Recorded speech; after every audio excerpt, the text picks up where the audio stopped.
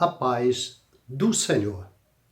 Querido, nós tivemos aqui uma série a respeito dos dons espirituais, que são os 9 dons do Espírito Santo. E agora nós estamos iniciando a segunda série, que são os dons ministeriais. E o que seria isso? Os dons para o ministério de Cristo na terra, o ministério de Deus na terra. Paulo escrevendo na carta aos Romanos, no capítulo de número 12, no verso 7, ele diz o seguinte: se é ministério, seja em ministrar. Ele estava falando de várias pontuações de dons na igreja entre o povo de Deus. E aí viemos a uma pergunta. Por exemplo, onde nós vamos encontrar isso? Nós vamos encontrar na carta aos Efésios, ainda escrito pelo apóstolo Paulo, o capítulo de número 4 e o versículo de número 11 a seguir, aonde ele diz assim: e ele mesmo deu uns para apóstolos, e outros para profeta, e outros para evangelistas, e outros para pastores e doutores, querendo o aperfeiçoamento dos santos para a obra do ministério, para a edificação do corpo de Cristo, até que todos cheguemos à unidade da fé e ao conhecimento do Filho de Deus, a varão perfeito, à medida da estatura completa de Cristo, para que não sejamos mais meninos inconstantes, levados em roda por todo o vento de doutrina, pelo engano dos homens que, com astúcia, enganam fraudulosamente. Antes, seguindo a verdade, em caridade, cresçamos em tudo naquele que é a cabeça, Cristo, do qual todo o corpo bem ajustado e ligado pelo auxílio de todas as juntas, segundo a justa operação de cada parte, faz o aumento do corpo para a sua edificação em amor. Paulo escreve isso aos Efésios, veja bem, nos dando uma revelação também para a igreja odierna, para nós hoje, onde nós vemos uma gama de ministérios, onde nós vemos hoje criações de ministérios que, na verdade, nada tem a ver com ministério.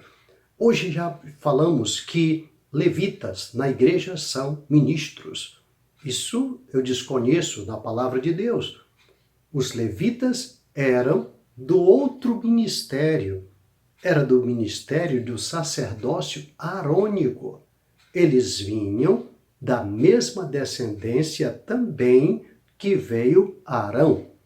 Por isso aprendemos teologicamente que nem todo o levita é sacerdote, e nem todo sacerdote, ou aliás, todo sacerdote é levita, porque é descendente de Levi, porém não é da casa de Arão, da estirpe de Arão. Então os sacerdotes eram tirados da estirpe de Arão. Agora todo descendente de Levi era auxiliar dos sacerdotes, que eram os conhecidos levitas. E o trabalho dos levitas não era o que nós vemos hoje. Não eram apenas louvar a Deus. Eles faziam todo o trabalho, desde a limpeza do templo. Era trabalho dos levitas. Hoje, você encontra cantores na igreja que se intitulam cantores que, se você mandar que ele passe um pano no templo, talvez ele não queira fazer, mas se intitula levita. Muito bem, deixemos isso de lado. Vamos pensar nos dons ministeriais.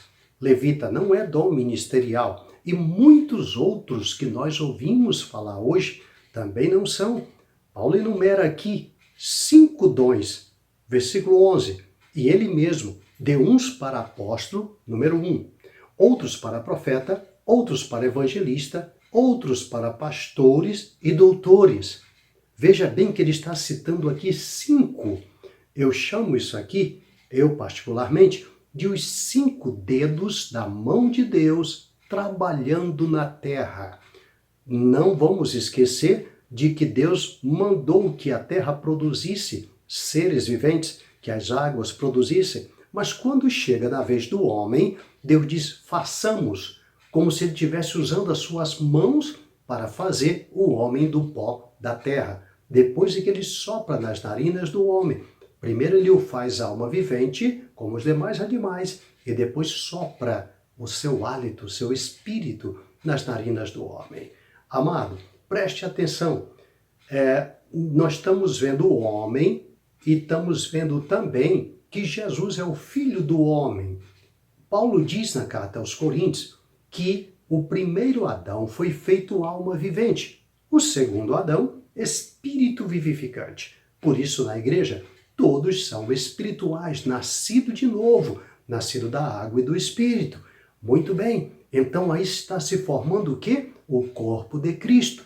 Deus está trabalhando nesse corpo. A cabeça já subiu, está sentada à direita de Deus. Agora falta o corpo. E como aprendemos que a igreja é o corpo de Cristo, Deus continua trabalhando no restante do corpo, que também será tirado da terra. Agora podemos entender esses 5 dedos, esta mão de Deus trabalhando na terra, aperfeiçoando. É o que ele diz aqui no versículo de número 12. Para que esses dedos? Paulo diz, querendo o aperfeiçoamento dos santos para a obra do ministério, para a edificação do corpo de Cristo. Versículo 13. Até que todos cheguemos à unidade da fé, ao conhecimento do Filho de Deus, a varão perfeito, à medida da estatura completa de Cristo. Isso significa que esses dons ministeriais foram levantados por Deus na igreja para promover essa edificação. Edificação de quê? Do corpo de Cristo. Que mais? O crescimento, o aperfeiçoamento dos santos, até que todos cheguemos ao conhecimento de Jesus. Isso significa o quê? Uma pessoa, logo que ele se converte na igreja, ele aceita Jesus, ele se batiza, mas ele não conhece a Jesus. Ele vai conhecer profundamente através dos dons ministeriais. Por isso ele deu uns para apóstolo. Eu chamo isso, como eu acabei de falar, os 5 dedos. Então vamos enumerar esses 5 dedos. O que seria isso? Apóstolo é esse dedo polegar. Ele é o primeiro colocado. Veja que é o mais curtinho, mas é o mais grosso. E é também o primeiro colocado. E depois nós vemos o segundo. Profeta é esse dedo que aponta o caminho. Não havendo profecia, o povo se corrompe. Então, profeta é esse dedo que aponta o caminho. Foi ele que apontou para Davi e diz, tu és esse homem, majestade, e apontou o pecado de Davi. Então, o profeta, ele aponta o caminho, ele aponta o pecado, ele aponta o erro e aponta também a saída. Quando Davi diz, pequei contra o Senhor arrependidamente, o profeta imediatamente, o mesmo que ditou a sentença, abre a boca e diz para ele, o profeta Natan, dizendo assim, o teu pecado foi transpassado. O profeta fala da parte de Deus. Muito bem, o terceiro é o evangelista. Ele deu uns para apóstolo, outros para profeta, outros para evangelista. E o que é o evangelista? É o maior dedo da mão. É o que mais se estica. É o que vai mais além. Ele sai da igreja, do meio dos demais dedos, vai lá fora e busca as almas para o reino dos céus. O evangelista, nós vamos falar disso, se Deus quiser, de cada um em individual, de cada um em particular. Suas particularidades, também aquilo que lhes é intrínseco, tá ok? Muito bem. Depois desse, nós encontramos agora o pastor e doutor. Eles são separados também. Veja que são mais 2. Pastor é esse aqui, é o dedo do anel. O pastor está casado com a igreja. Muitas vezes tem que deixar sua esposa deitar na cama e vai socorrer um necessitado no hospital, uma pessoa em desespero querendo tirar a vida, um casal que está se separando, e ele larga tudo isso na madrugada muitas vezes e vai socorrer esta ovelha. Ele está casado, responsável pelo rebanho para dar conta dele diante de Cristo. Depois nós vemos o doutor e mestre. No caso desse daqui, doutor e mestre, nós vamos falar também individual. É o menorzinho aqui em grossura, mas é um pouco maior do que o polegar. Muito bem, esse dedo aqui, ele é tão importante quanto você possa imaginar. Veja bem que é esse dedo que quando você sente algo coçando o ouvido, você não põe o polegar, você põe esse dedinho. É o primeiro que vai lá. Por que eu estou falando com esses termos? Porque quando alguém prega algo na igreja, quando alguém ensina algo na igreja, aparece um pregador, um profeta, seja lá o que for novo na igreja, e você não consegue compreender o que ele falou, você vai ter que procurar um doutor naquele assunto da palavra, um mestre, para te ensinar. E ele vai tirar a cerinha do teu ouvido para você compreender o que foi dito. Quando você ler algo na palavra, você muitas vezes não compreende e você corre para um doutor e mestre e somente eles podem te orientar e tirar isso que atrapalhou o teu ouvido espiritual de compreender as maravilhas do Senhor. São eles que vão te doutar, que vão te preparar para a caminhada. Muito bem, então o que esses dons fazem? O que essa mão, ela prepara, diz o versículo 12, querendo o aperfeiçoamento dos santos. Querido, preste bem atenção. Paulo nos fala, falando muitas vezes a Tito, a Timóteo também, ele sempre dava-os como modelo, dizendo que eles eram o modelo dos fiéis, o exemplo dos fiéis. Eles eram o padrão para os fiéis. Agora aqui está dizendo que ele queria o aperfeiçoamento dos santos. Muito bem, santo já é santo. Se já é santo, pode ser aperfeiçoado ainda? Se já é santo, mas aqui está dizendo que isto é para poder aperfeiçoar santo. Como que eu poderia te explicar isso? É muito fácil. Pense bem naquele ladrão na cruz, ao lado de Jesus. Jesus disse, hoje mesmo estarás comigo no paraíso. Muito bem, não tem vírgula, como muitas pessoas colocam aí, viu? No original, no grego não tem vírgula. Alguns estão colocando vírgula, dizendo que Jesus disse, em verdade te digo hoje, pois uma vírgula ali não tem vírgula. Muito bem, em verdade eu te digo, hoje mesmo estarás comigo no paraíso. E se ele ia para o paraíso naquele mesmo dia, naquela mesma tarde, então certamente ele estava agora santificado. O sangue de Jesus nos santifica, nos purifica de todo pecado. Sem pecado somos santos. Aquele homem havia recebido o perdão. Aquele homem agora era santo, mas aquele homem não estava aperfeiçoado. Ele era um bebê, ele havia acabado de nascer. Ele era um lindo bebê. Se não nascer de novo, não pode entrar no reino do céu. Ele era um recém-nascido. Precisava agora de crescimento até chegar à estatura. Ele precisava, se quisesse ministrar na terra, se ele quisesse se aperfeiçoar na igreja, ele teria que estar ao lado desses dons para um aperfeiçoamento e crescimento. Isso é muito bom para meditarmos, porque você pode lembrar que existem muitas pessoas hoje com aquele saudosismo, eu costumo dizer, aquela mania de se expressar, eu diria talvez força de expressão, e ele diz, nós precisamos voltar à igreja primitiva, precisamos voltar como era. Queridos, nada da igreja primitiva nós vamos poder voltar a não ser aquele primeiro amor, que a Bíblia nos ensina sempre estar nele, mas o restante não, nada, nada, nada. A igreja é uma linda jovem, agora já pronta para casar com o noivo.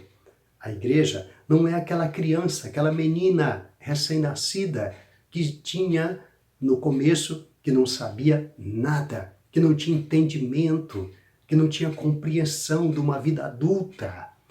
Quando os discípulos olharam para Jesus, disseram assim, mestre, isso no momento em que Jesus estava sendo o assunto, quer dizer, subindo para o céu, voltando para lá, no Monte das Oliveiras, eles fazem essa pergunta, mestre, é agora que tu vais restaurar o reino de Israel? Veja a resposta de Jesus. Ele diz, não compete a vós saber os tempos e as estações que o Pai estabeleceu pelo seu próprio poder.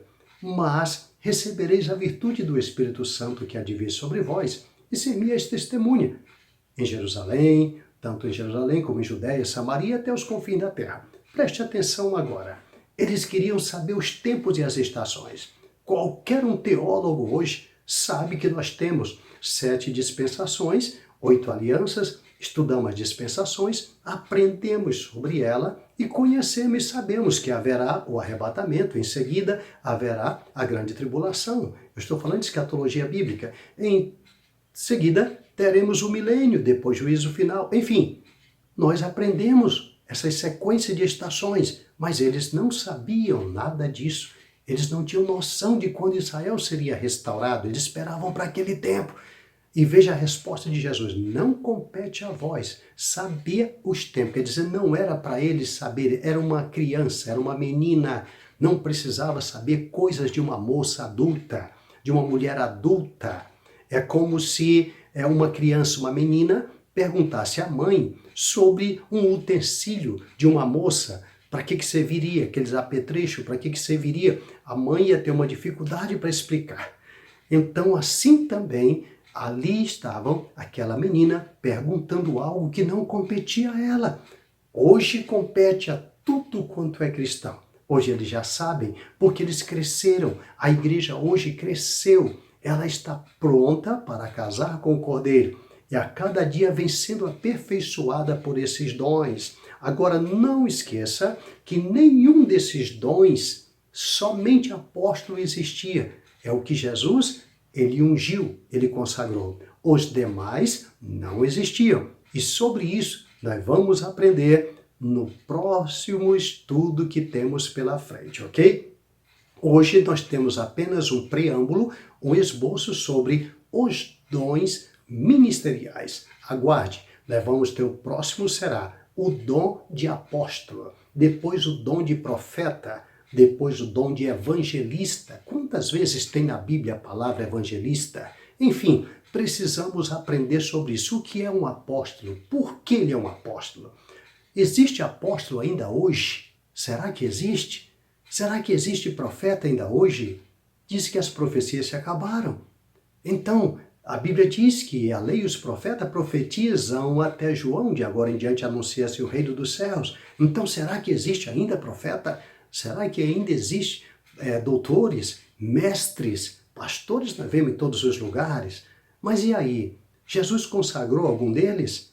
Isso tudo nós vamos aprender nos próximos estudos que teremos pela frente. Por enquanto, é só os 5 dons do ministério. Teremos outros ainda que são adicionados. Olha, não perca, por favor, fique atento a cada um que será publicado para o teu crescimento espiritual, para o nosso crescimento espiritual.